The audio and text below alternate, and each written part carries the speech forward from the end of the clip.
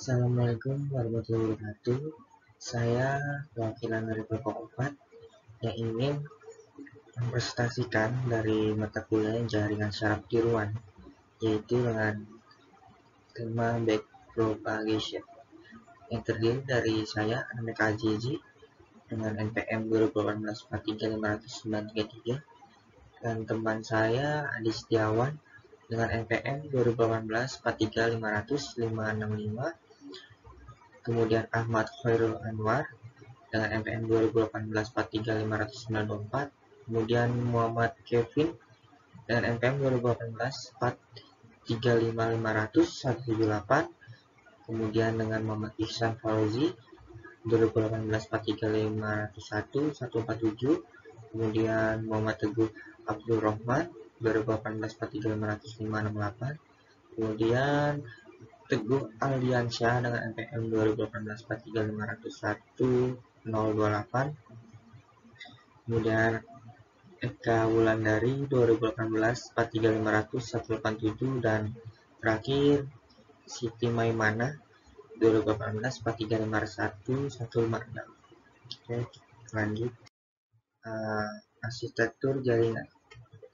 Salah satu metode pelatihan terawasi pada jaringan saraf adalah metode backpropagation, di mana ciri dari metode ini adalah meminimalkan error pada output yang dihasilkan oleh jaringan.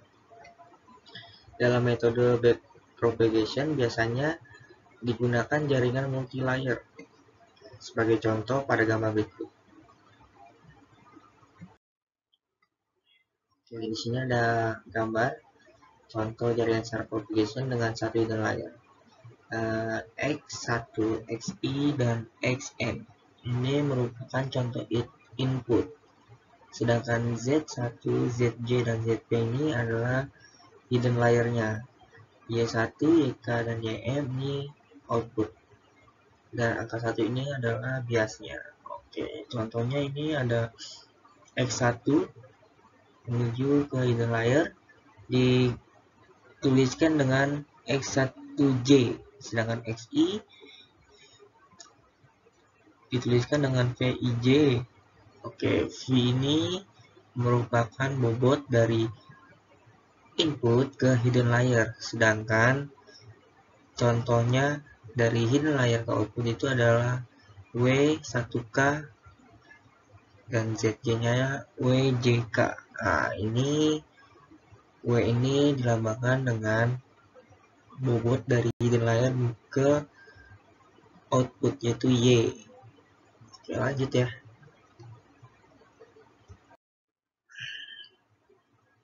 Pada gambar unit input dilambangkan dengan X, hidden, unit dilambangkan dengan Z, dan unit output dilambangkan dengan Y. Yang tadi saya sudah jelaskan.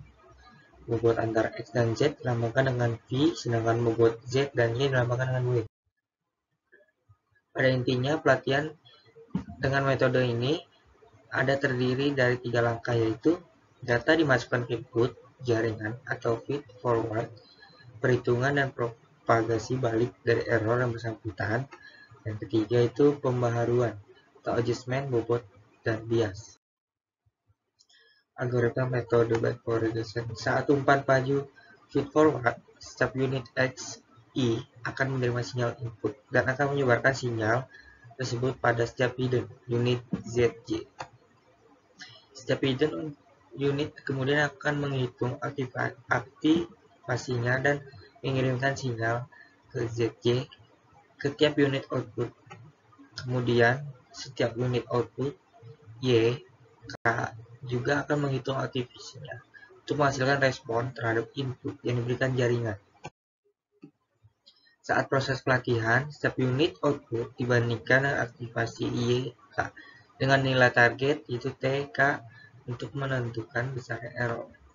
Berdasarkan error ini dihitung faktor, di mana faktor ini digunakan untuk mendistribusikan error dari output kembali ke layer sebelumnya dengan cara yang sama, dan juga dihitung pada hidden unit ZJ, di mana faktor ini digunakan untuk memperoleh bobot antara hidden layer dan input layer. Setelah faktor ditemukan, bobot untuk semua layer diperbarui. Step 0 yaitu inisialisasi bobot dan bias ya dapat ya diset dengan sembarang angka atau acak, dan biasanya angka di sekitar 0 dan 1 atau min 1, bias positif atau negatif. Step satunya, jika stopping condition masih belum terpenuhi, jalankan step 2 sampai 9. Step 2 untuk step data training, lakukan step 3 sampai 8. Umpan maju atau feed forward. Step 3, step unit input I sama dengan 1 sampai dengan N.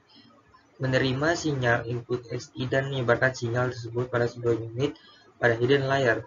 Perlu diketahui bahwa input XI yang dipakai di sini adalah input training. Datanya sudah diskalakan.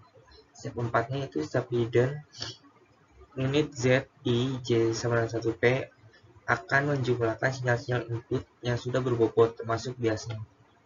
Nah, ini adalah contoh rumusnya. Z in J sama dengan V no J N sum XI V I J, dan memakai fungsi aktivasi yang telah ditentukan untuk menghitung sinyal output dan hidden unit yang bersangkutan. Nah, ini rumusnya Z J sama dengan FZ in J. Lalu mengirim sinyal output ini ke seluruh unit pada unit output. Step 5, step unit output YK K sama dengan 1 sama dengan M akan menjumlahkan sinyal-sinyal input yang sudah berbobot masuk biasnya. Nah, ini contoh dari rumusnya. Y in K, W yang tadi ini ada bobotnya 0K.